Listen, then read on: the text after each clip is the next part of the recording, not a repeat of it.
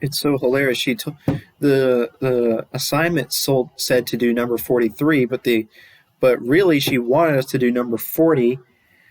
Like, what is causing these mistakes? What is causing this? Like, let's see what she says in the video.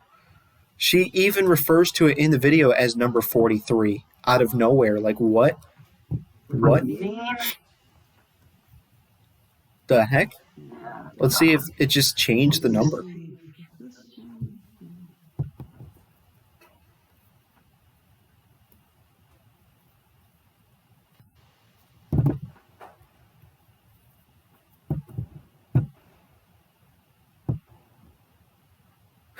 Here we go. Look. She got it wrong. She's looking at number 43, but it's supposed to be number 40. Oh my goodness.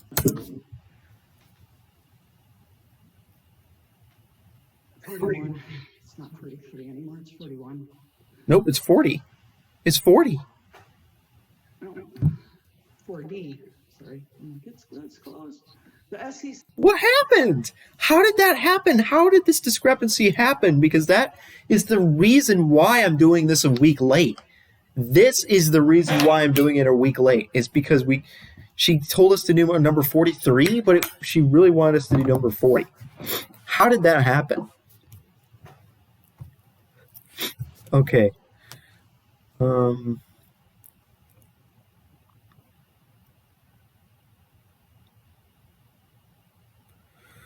Requires companies. Okay, I'll read the problem. I mean, this is pretty similar to what we were doing before. I think I've done something like this before in a previous question, but I'm still going to watch the video because I don't feel like trying to remember how to do the problem. That was funny.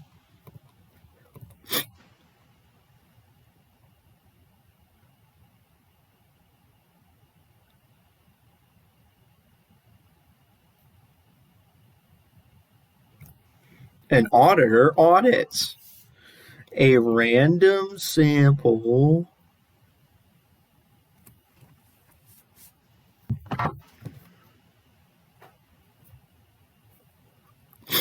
of 49 accounts receivable invoices and finds a sample average of 1.8 and a sample standard deviation of 53.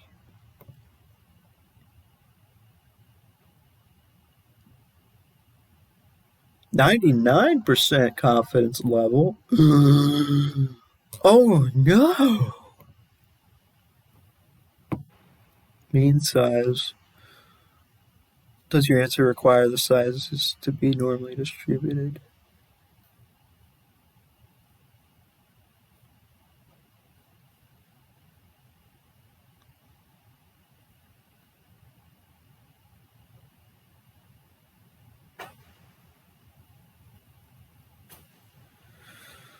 Okay.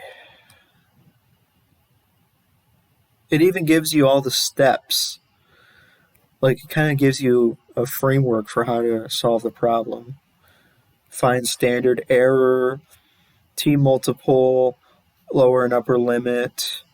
Part B, confidence level. Z, 99, the 99th percentile.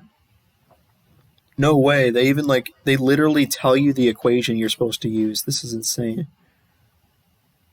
So,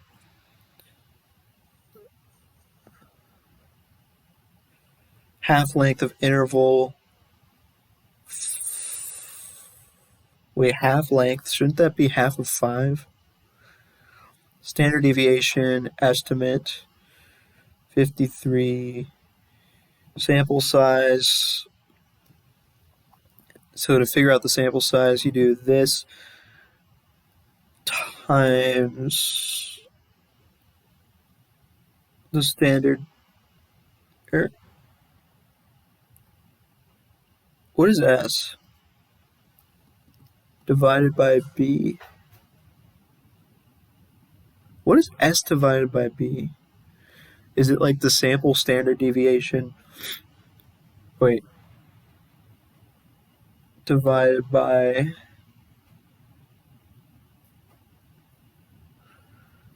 What is B? What is B?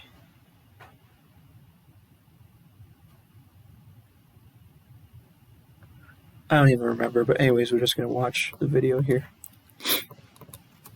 SEC requires companies to file annual reports concerning their financial status. It is impossible to audit every accounts receivable. Suppose an auditor audits a random sample of 49 accounts receivable invoices and finds a sample average of 128 and a sample standard deviation of 53.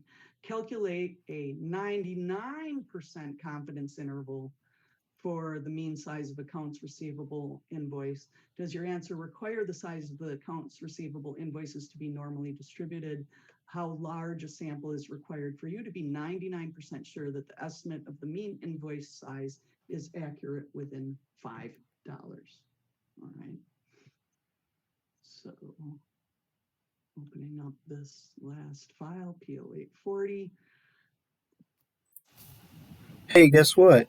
She did this video that she recorded. She recorded this on the 13th, which is a day after I turned in the assignment, and this is also 2 days after the assignment was due. That's awesome. That's awesome, dude. Oh my goodness. PO843 is the old editions version of the file, so you can go ahead and resave that as PO840, PO840. So the reason there was a mistake is because she was looking at an older edition of the textbook?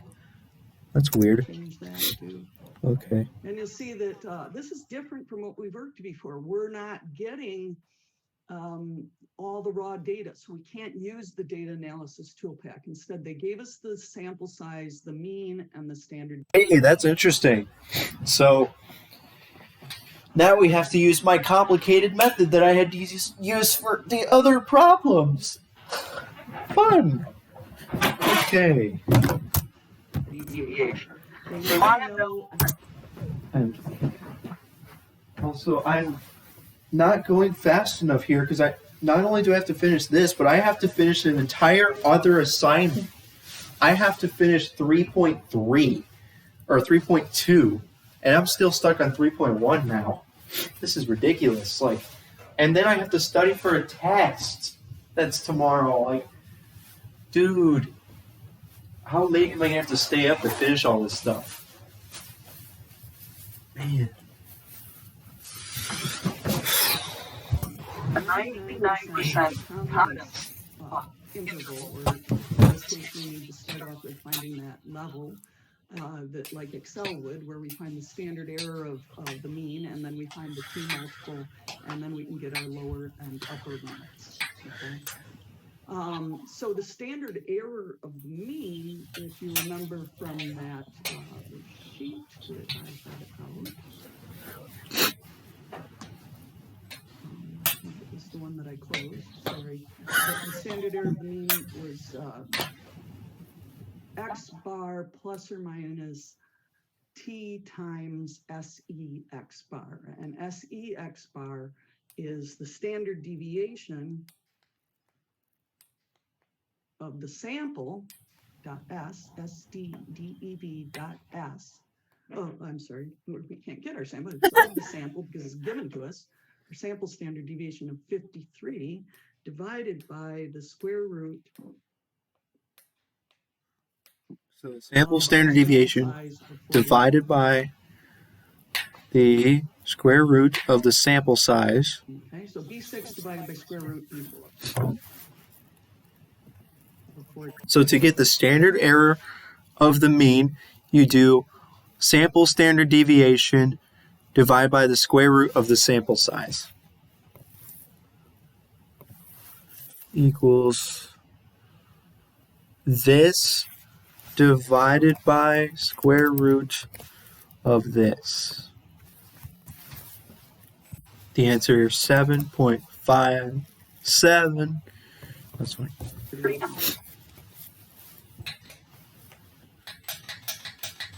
Okay, so B6 divided by square root B4. Our T multiple. Number T always requires that we have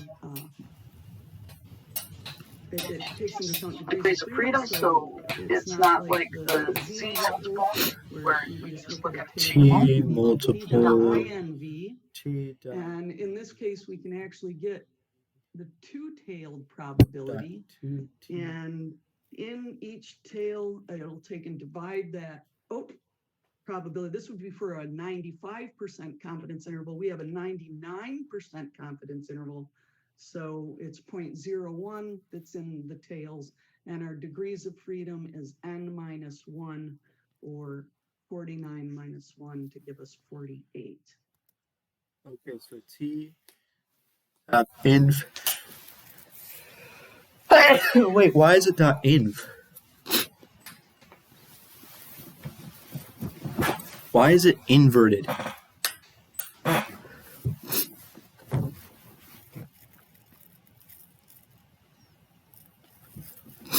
T.inv.2T 0.01 because it's 99% confidence interval, and 1 minus the sample size, or sample size minus 1.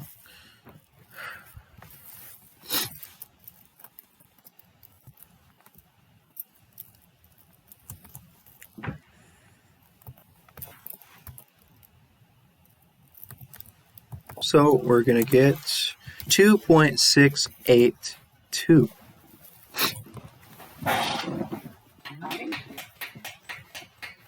So 2.682 is the T multiple.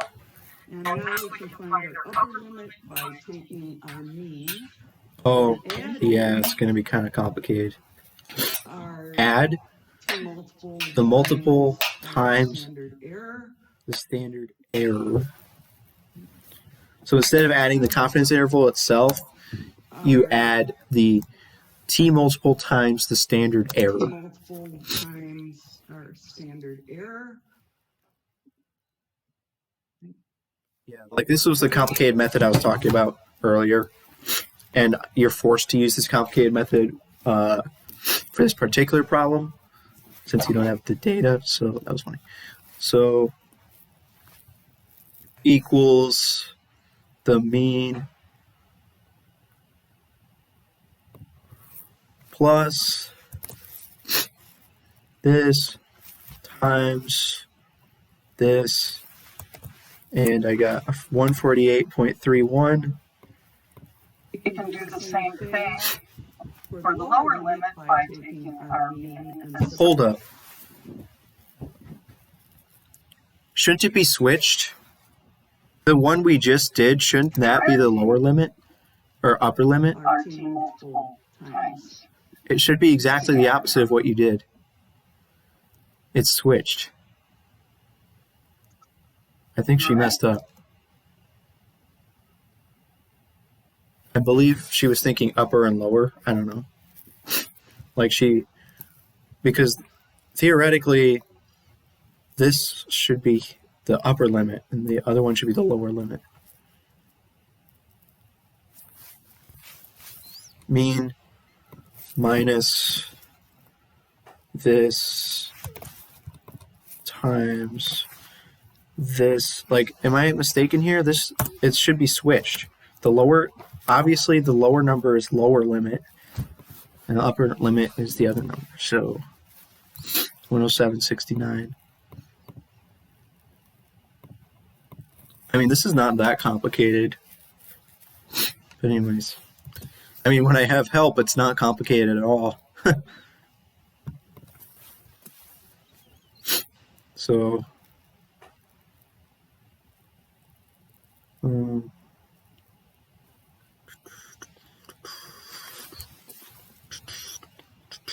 mean, it's literally telling you what to do for this one. It literally tells you what to do. To come up with the sample size, first you find the z-score of 99 percentile or something. Or you find I have no idea what I'm talking about, but whatever. Norm.s.inv.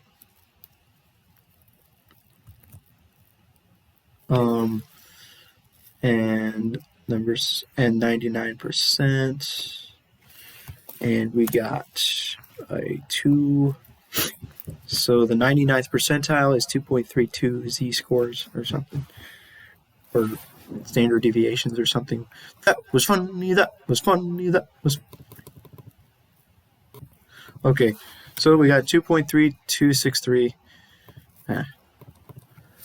So 148.31 true population mean of accounts receivable is between 107.69 and 148.31. All right.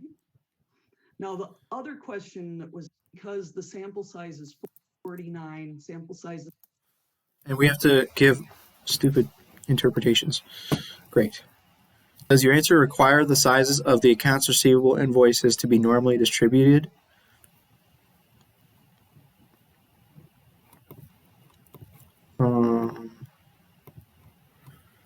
With a sample size this large, the assumption of normality is not crucial, but the population distribution shouldn't be too far from symmetric and bell-shaped.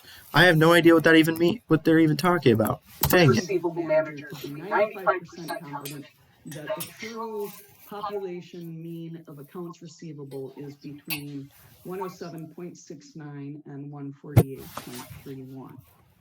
Wait.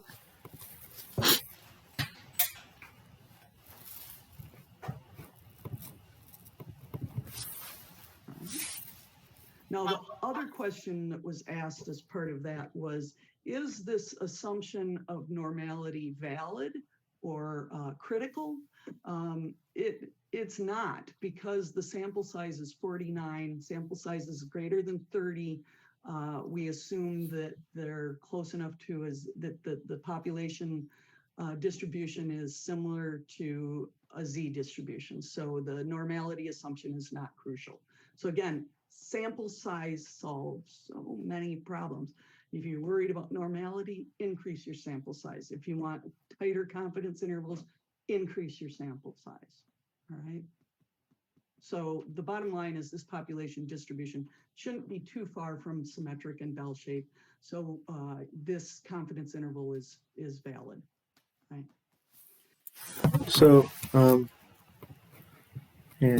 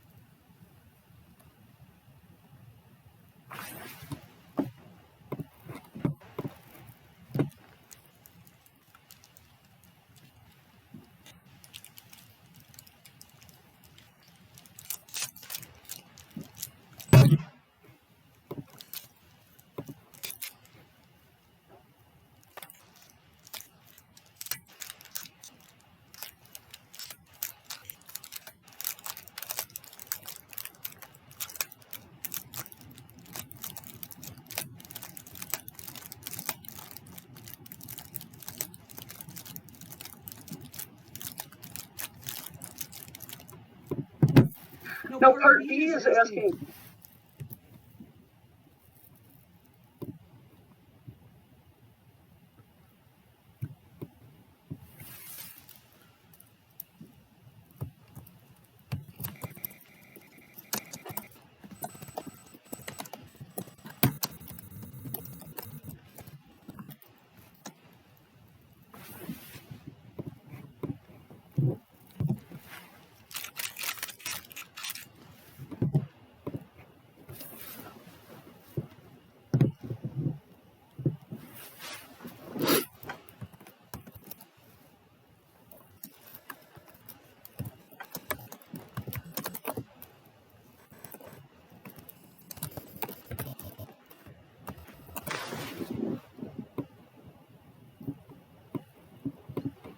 I tried to.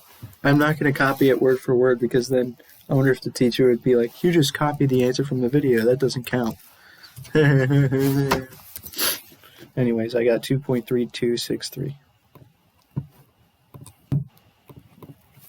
Hey, what sample size do I need if somebody gives me the half interval of the sample, and you're like, huh? if I took and drew a line through the distribution at this mean, right? So from the very middle of the distribution out to one limit or the other. So let's just go to the positive. From this mean up to my upper limit. That interval is called the half interval. It's represented with a capital B, and we use the equation shown here. Guess I could have stayed in.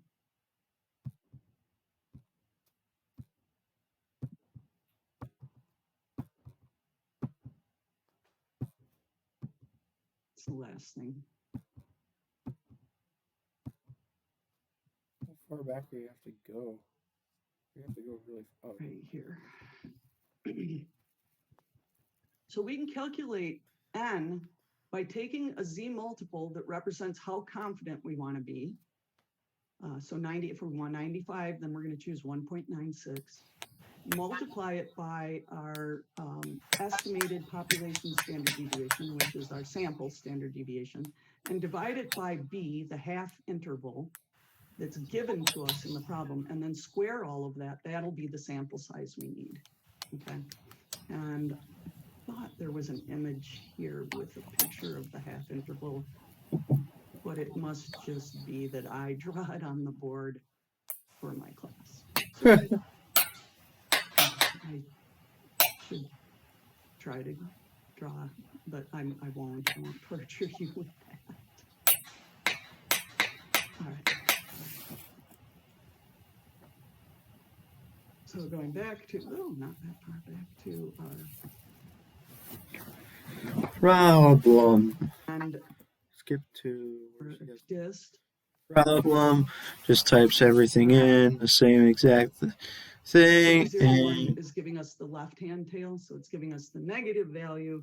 If we put in 0.99, then we Hold up. We need the right tail. Oh boy, 2.3263. And then, I mean, it literally tells you what to do here. I don't even need to watch the video. Okay, so equals this times the sample standard deviation divided by what? Half length of interval B is 5? Wait, why is it 5? Hold on. Oh, I get it. Because if it's accurate within 5, then the whole interval is 10. So anyways, it's 5, and then squared, and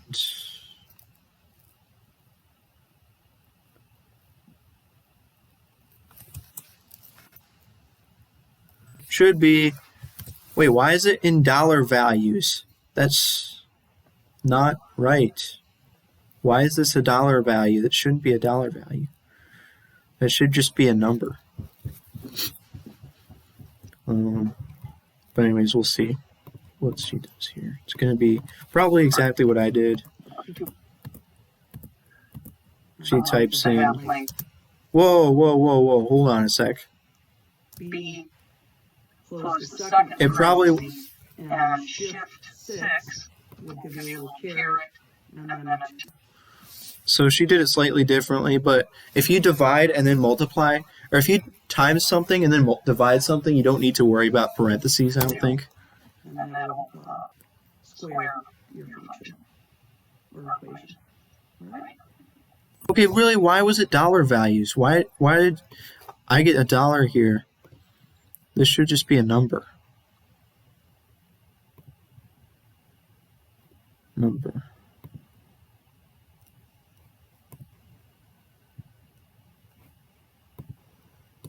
So I got 608.80805.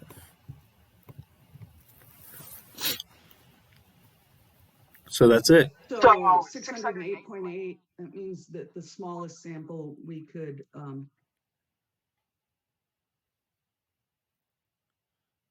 smallest sample evidence.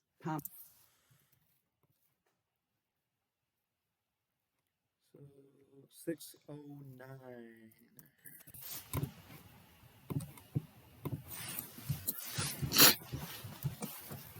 I just typed 609. So, and we're done. We're done with that. Finally, it took me an hour and a half to do 3 of the questions from the last week's assignment. Are you serious? Are you serious? That took so long. Man.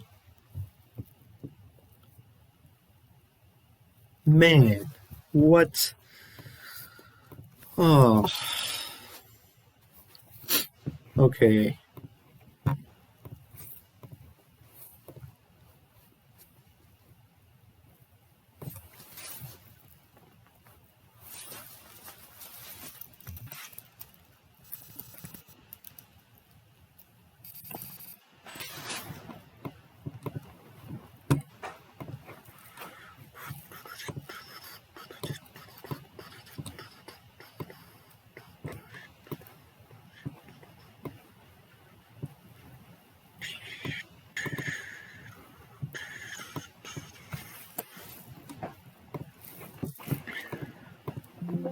Oops. What just happened?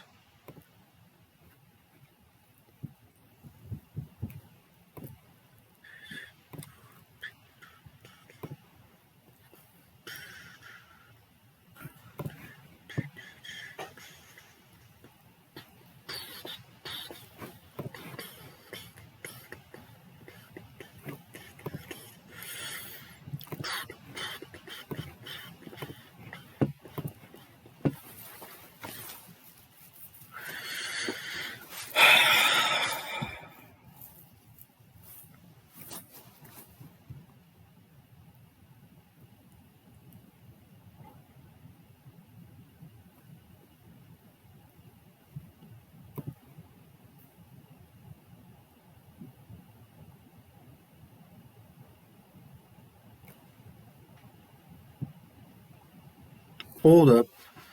Dude, I wonder if, like...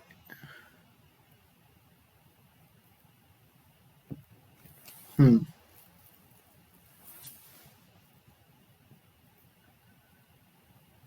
don't know how this works.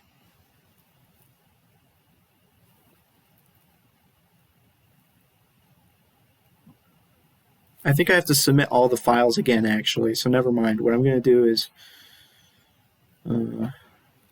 move this over here. And then... Can you just...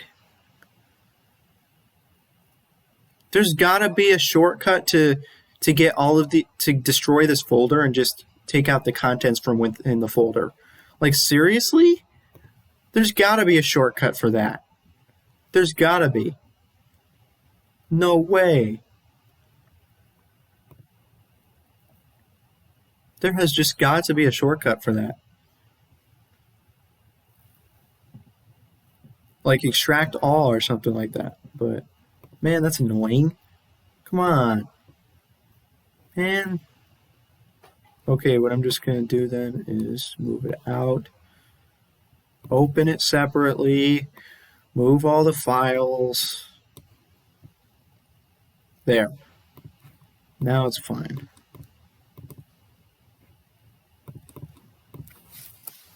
Now it should be good. Now I can resubmit every single one.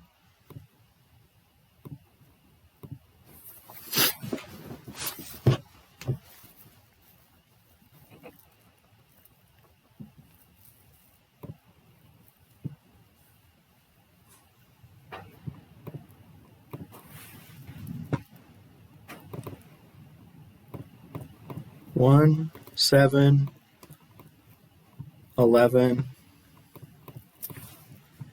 12, 15, 21, 40.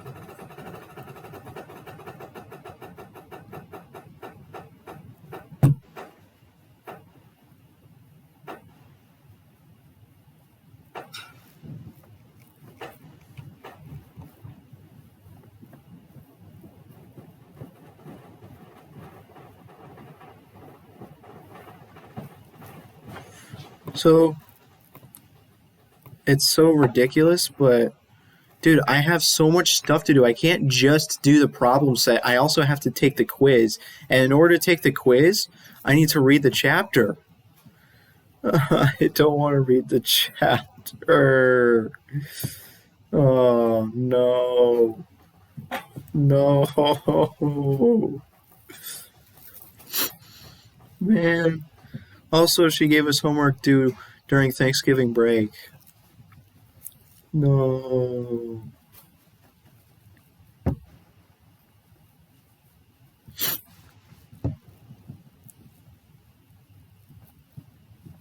Dude, is Thanksgiving really like on the 23rd?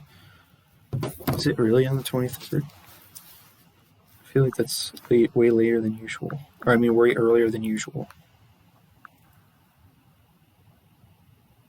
No, it's on the 24th. Wait just a minute. This is due Wednesday? This stuff is due on Wednesday? How did that happen? How did that happen?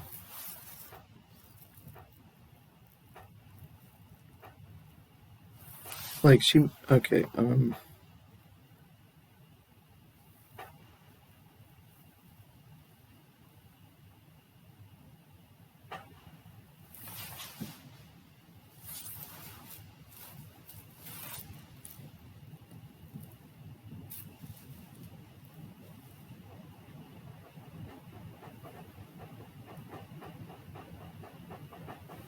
why would they put the day after Thanksgiving as a holiday?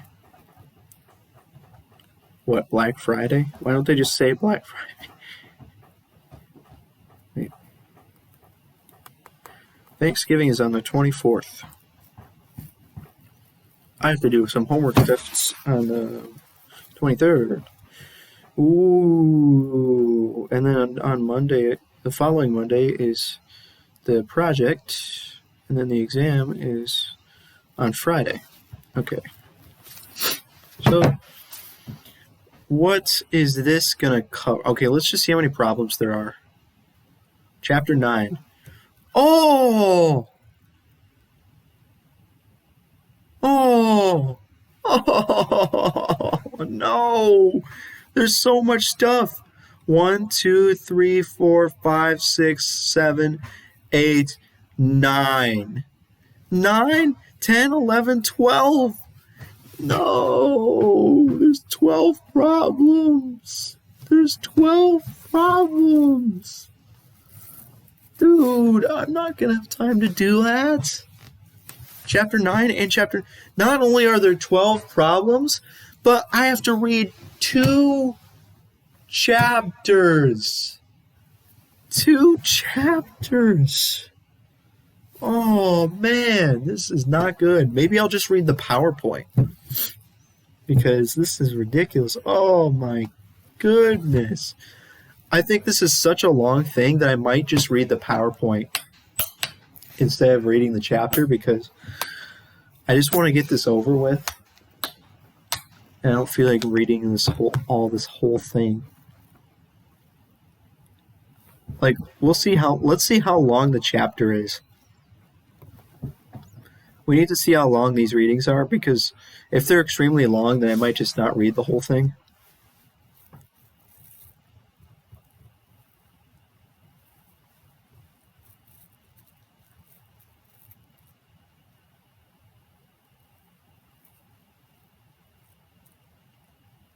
Oh yeah, let's look at how many assignments I've technically turned in late. That's...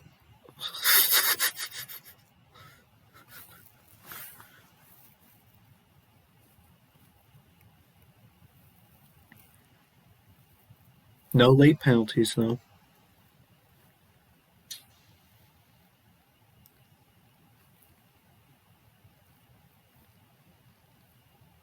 No late penalties.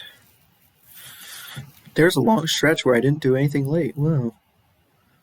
How did I manage to not turn this in late? Okay, so this is not really a long stretch because it's one single problem set that was turned in on time.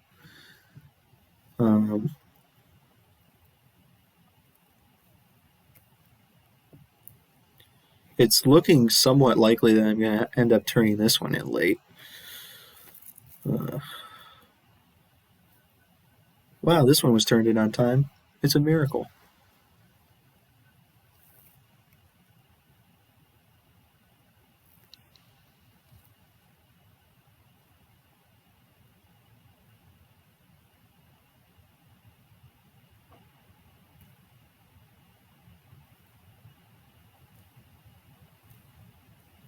I feel like my grade has suffered a little bit too much from that one test.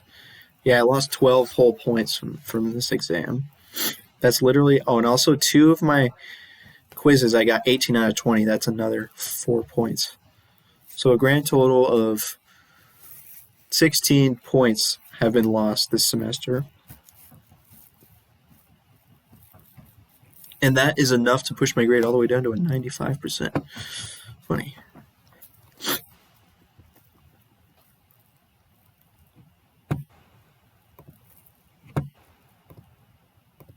Hey, that means I can turn the music back. That was funny.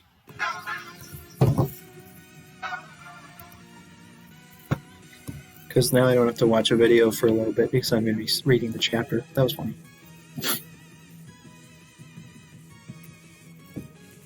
She hasn't posted the answer key for these yet. I wonder if she never posts the answer keys. Ooh boy.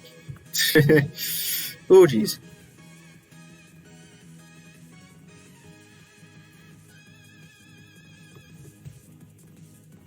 Readings.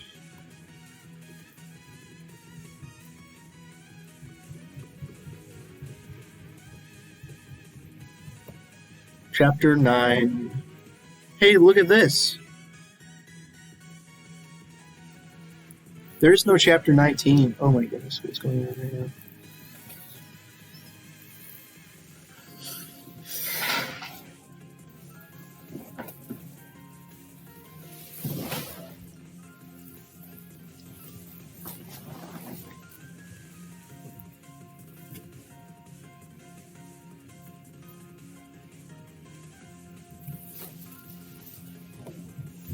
Oh, of course, it's not just a long problem set that she gave us, like 13, 12 problems, but it's hard material too. Awesome.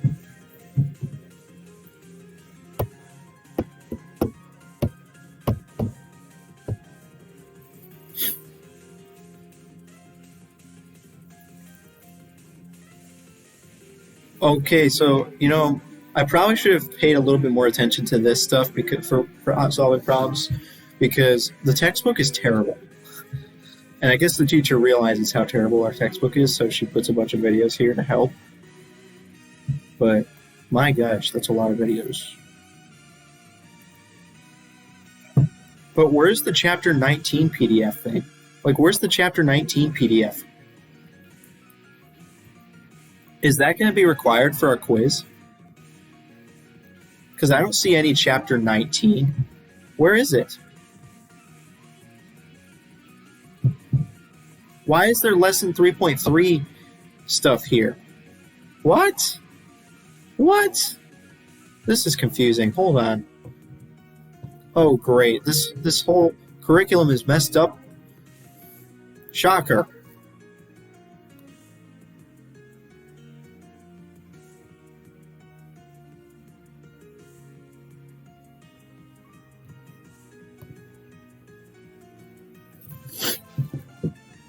This doesn't have chapter 19. What about the quiz?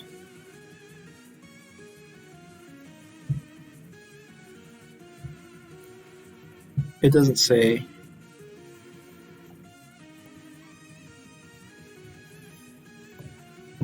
The problem set, however, says you have to do stuff from chapter 19. But where are they? Hello? Where are they?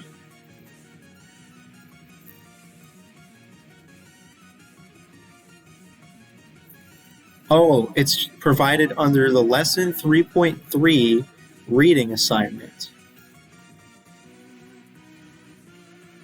Okay, well, if it's under lesson 3.3, then why the heck do we have to do it for lesson 3.2? And is it going to be on the quiz?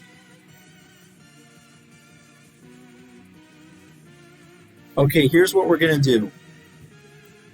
We're probably not... Are we going to read chapter 19? Because what if it's on the quiz? It could be on the quiz. Maybe what I'll just do is have it open in the background while I'm taking the quiz. So, chapter 9 and chapter 19. The readings suggest that we only have to read chapter 9. There's nothing at all here that says we have to read chapter 19. I have no clue why she's giving us problems from chapter 19 if that's not until lesson 3.3. But anyways, so chapter 9. How long is chapter 9?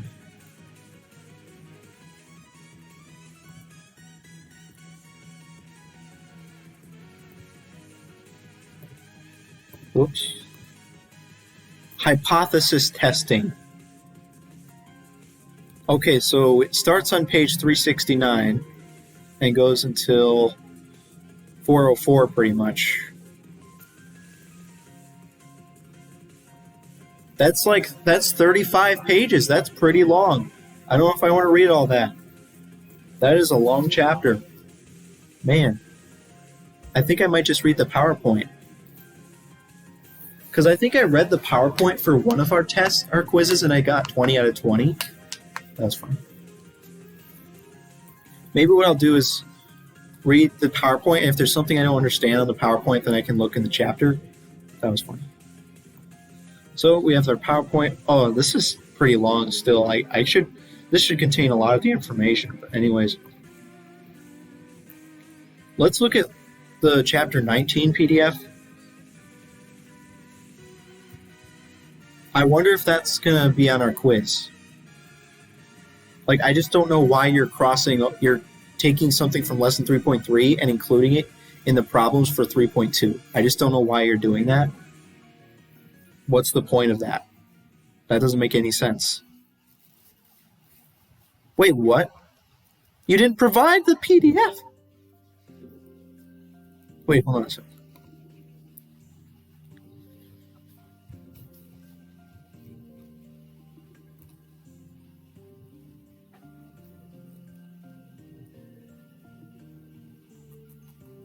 Oh, it's dumb.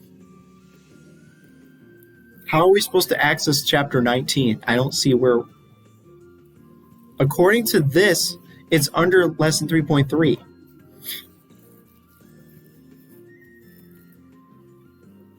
It's actually not provided there.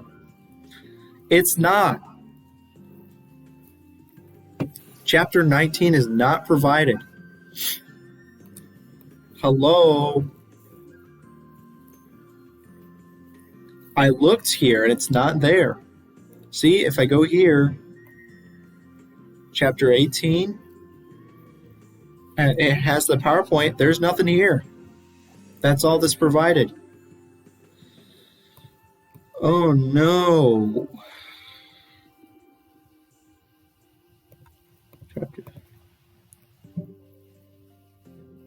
This thing hasn't been updated. That's hilarious. Yeah, this is screwed up. Oh my gosh, this is completely screwed up. Like, what if our quiz has something from chapter 19, but it's not even on Canvas? That would suck. Well, if that happens in the quiz, I might message the professor. Let's see if there even is a chapter 19. No, there isn't. There is no chapter 19. So, chapter 9. We have chapter 9, and I'm just going to read the PowerPoint because this is such a long chapter, and I have to do other stuff today. I can't just do this. Like, I have to take the quiz. I have to do 12 problems, 3 of which I can't access. So I'm going to have to message the professor about those 3 problems. And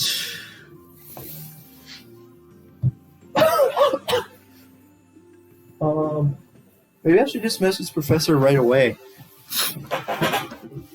because that's going to come up at some point today. Okay, watch as I forget to undo this. I'm probably going to forget to undo this, but too bad.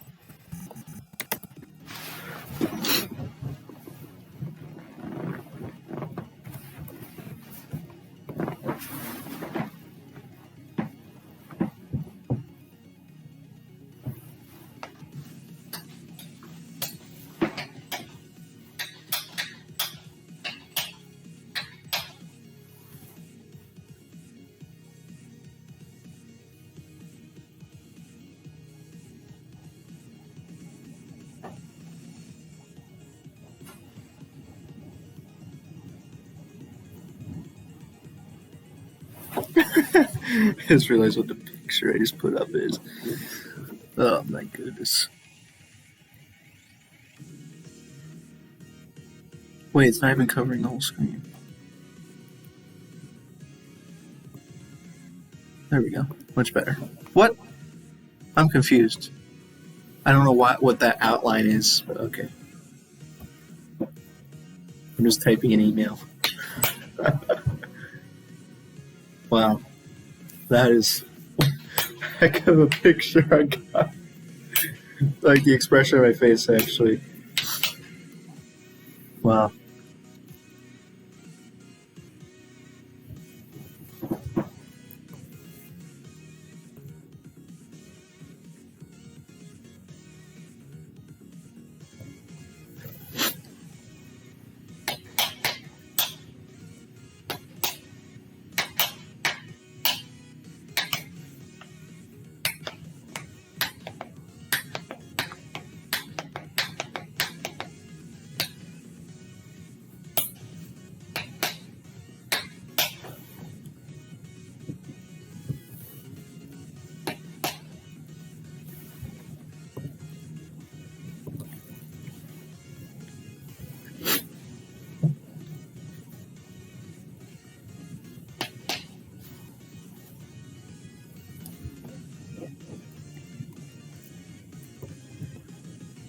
So I just sent a message to my professor asking about that problem where I cannot access the chapter.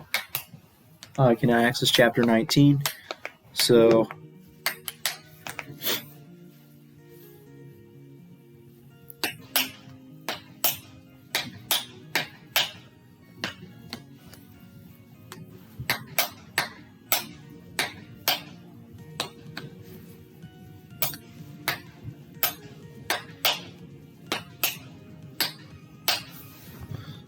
that's the problem. That will be resolved. So if she doesn't respond today, then basically I'm just going to submit these. I'm going to do. Hopefully, I can finish the whole assignment today. I don't know if I'll even have time though, because I still have to study for my test tomorrow. I might end up doing some stuff one day late, and it's hilarious because I actually have 2 tests tomorrow, but I'm not going to study for one of them because one of them is a take-home test that's due at midnight. So I'm basically going to go to school, take a test at 11, come back home, and then spend the rest of the day trying to complete a take-home test for a different class. This is so fun. I wish he had made the stinking take-home test due on Monday or due Sunday night because it would have been nice to have the whole weekend to work on it, but no, he had to make it due Friday. That's just great. Great. I mean, he originally had to do Wednesday, but still. Man, that would have sucked if I had to do it on Wednesday. Or even before Wednesday. I think his original due date was going to be on Tuesday. Like, how screwed would I have been if I had to actually do that take-home test on Tuesday? Oh my goodness. I keep getting these lucky breaks. Hey, that was fun. Okay, did I switch the image back? No, I didn't. Funny. So what are we doing now? Well, I'm going to be trying to take a quiz for chapter 9, but the problem is I don't want to read the whole chapter because it's going to take a million years. So instead, I'm just going to read the PowerPoint presentation, and hopefully that's good enough. That's fine.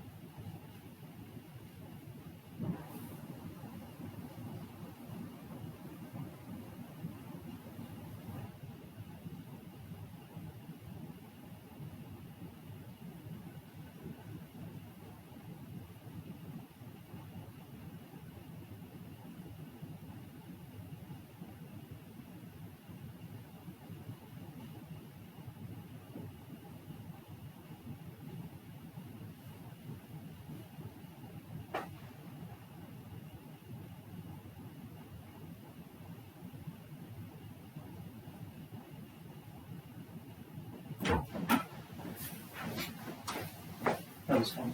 That was funny. That was funny. That was funny. That was funny.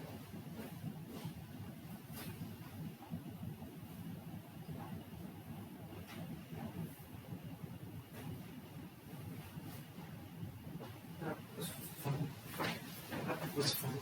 That was funny.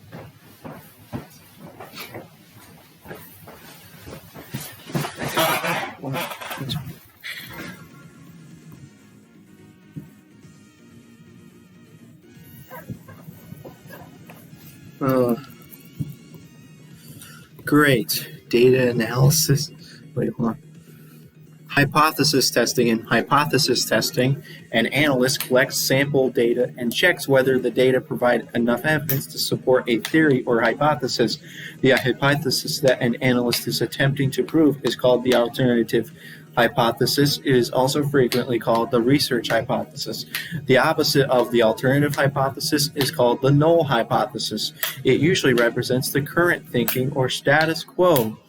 That is, it is usually the accepted theory that the analyst is trying to disprove. The burden of proof is on the alternative hypothesis. Concepts in the hypothesis testing. There are a number of concepts, all of which lead to the key concept of statistical significance. A new pizza style at Pepperoni Pizza Restaurant. I want pizza. But I just had pizza yesterday, and it was a party pizza, which wasn't my favorite type of pizza. I wonder if there's pizza. That was funny. The manager of Pepperoni Pizza Restaurant has recently begun experimenting with a new method of baking pizzas. He would like to base that decision whether to switch from the old method to the new method on customer reactions, so he performs an experiment. For 100 randomly selected customers who order a pepperoni pizza for home delivery, he includes both an old style and a new style pizza. He asks the customers to rate the difference between the pizzas on a -10 to +10 scale. -10 means that they strongly favor the old style, and +10 means they strongly favor the new style. And 0 means they're indifferent between the two styles. How might he proceed by using hypothesis testing? The manager would like to prove that the new method provides better tasting pizzas, so this becomes the alternative hypothesis. The opposite, that the old style pizzas are at least as good as the new style pizzas, becomes the null hypothesis. He judges which of these are true on the basis of the mean rating over the entire customer population. Labeled a thingy, it turns out that the mean is less than or equal to 0. The null hypothesis is true. Wait, what is... Hold on.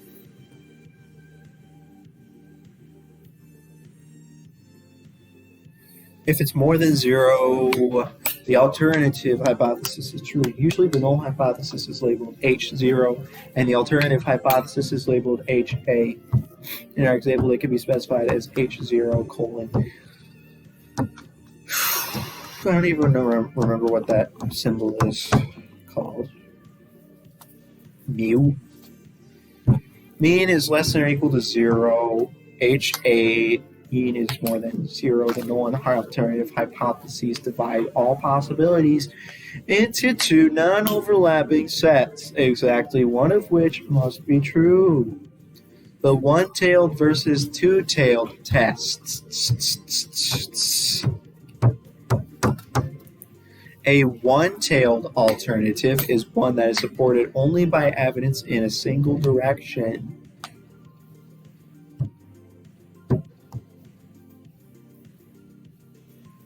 A two-tailed alternative is one that is supported by evidence in either of two directions. Once hypotheses are set up, it is easy to detect. That was funny.